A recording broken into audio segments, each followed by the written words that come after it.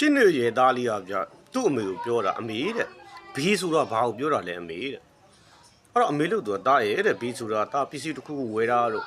လူတယောက်ကိုတစ်ခုခုခိုင်းတာတို့အခြားသောကိစ္စအကြောင်းပြတဲ့ပတ်စံပေးချေရတဲ့အခါကိုဘီလို့ခေါ်တာပေါ့တဲ့အဲ့ဒါကိုဘီလို့ခေါ်တာဟောဟုတ်လားဆိုတော့သူကစာရွက်လေးတွေ့ရရေးတယ်ဗျရေးပြီးတော့အမေဈေးဝယ်ခိုင်းခါက900ပြီးွားရင်အမေနဲ့အတူတူအိမ်တန့်ရှင်းလောက်ခါ900အမေညောင်းလို့နှိပ်ပြီးက1000ဘောင်း2000ဆိုပြီးတော့သူကခေါင်းအောက်ထဲမှာထည့်ထားတာဗျမနေ့ကျတော့ခေါင်းအောက်ထဲမှာပတ်စံ2000ပြီးတော့သူကအံ့ဩနေတယ်ဗျဝမ်းလဲဝမ်းသာသွားတော့ပေါ့ဗျာဒါပေမဲ့ဘေးနားမှာစာရွက်လေးတွေ့ရရှိတယ်ဗျ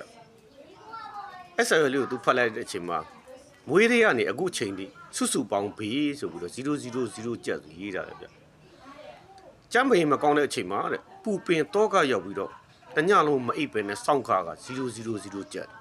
ကျောင်းကိုလိုက်ပို့ခါ0000ကျပ်မနေ့ကနေပြီးတော့ညနေစာအတွက်စားခါကို0000ကျပ်ပူဇာသမျှဝေပြီးခါ0000ကျပ်ဆိုပြီးတော့အားလုံးပေါင်း0000ကျပ်ဆိုရေးထားတာဗျအဲ့ဒီစာကိုတွေ့တဲ့အချိန်မှာတားလို့သူကမျက်ရည်လေးကျပြီးတော့အမေရဲ့ခြေထောက်လေးကိုဖတ်ပြီးတော့အမေရဲ့ဘေးမာလေးတဲ့တန်ဖိုးတွေမထည့်ထားဘူးတော့တားလေးတဲ့အဲ့ဒီတန်ဖိုးကဆက်ကမယ်ဆိုရင်တားဒီဆက်လို့ကိုမဟုတ်ဘူး